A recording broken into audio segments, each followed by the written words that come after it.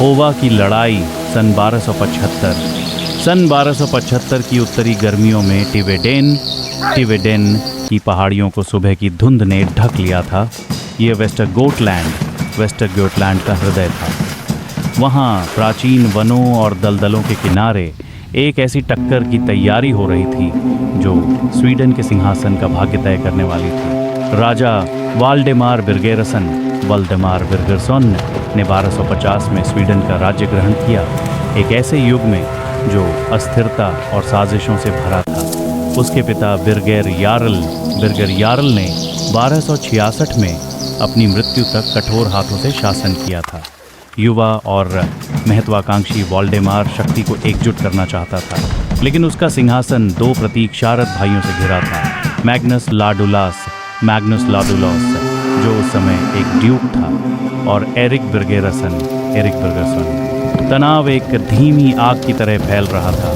Swedish सरदार फुसफुसा रहे थे कि वाल्डेमार कमज़ोर था, फिजूल खर्च था और अपने सलाहकारों की नहीं सुनता था। इस बीच मैग्नस और एरिक गुप्त रूप से साजिश कर रहे थे और सीमाओं के पार समर्थन ढूंढ रहे थे। ड्यूक मैग्नस ने डेनमार्क के राजा एरिक क्लिपिंग के साथ गठबंधन किया। डेनिश और जर्मन घुड़सवारों की मदद से सत्ता परिवर्तन की योजना बनाई। 1274 में वाल्डेमार एक कांड के बाद प्रायश्चित के लिए रोम गए।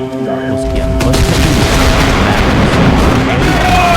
दक्षिणी स्वीडन में सेना इकट्ठी की। 14 जून की सुबह युद्ध होवा के पास छिड़ गया। इतिहासकारों ने लिखा कि वाल्डेमार की किसान सेना ने अपने भाइयों की अच्छी तरह सुसज्जित सेनाओं का सामना किया, जिनके पास डेनिश और जर्मन घुड़सवार थे। लगभग 700 भाड़े के शूरवीर टिवेडेन के वन से सक रहे थे जब दोनों सेनाएं आमने सामने आई। वाल्डेमार ने होवा और रामुंडेबोदा के आसपास मोर्चा जमाया।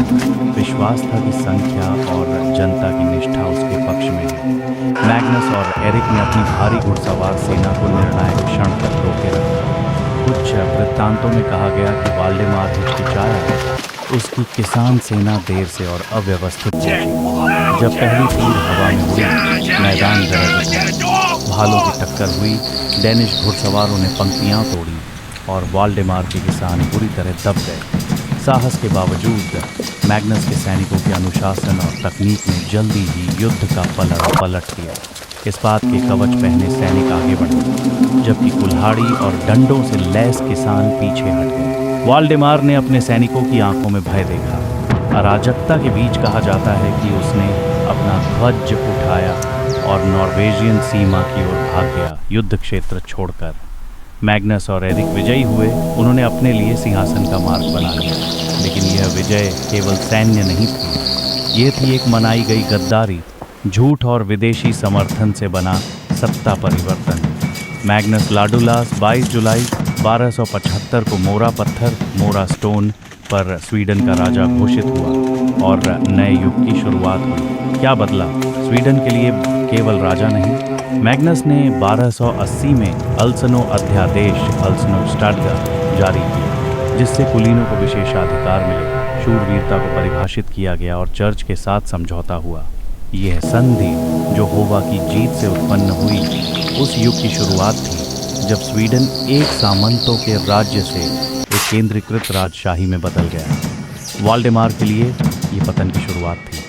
उसे पूर्व राजा क्वंदाम रेक्स कहा गया और वेस्टरगोटलैंड में निर्वासित किया गया। डेनमार्क के हस्तक्षेप ने एक मिसाल कायम की। विदेशी हस्तक्षेप अब वर्जित नहीं रहा।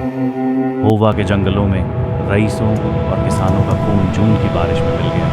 भाले उठे, झंडे गिरे और सिंहासन नया आकार ले गया। जीत में कोई वैभव नहीं था, केवल घोड़ों की टापों की आवाज़, तलवारों पर लहू और धुएं के बीच उभरते सत्ता के सपने।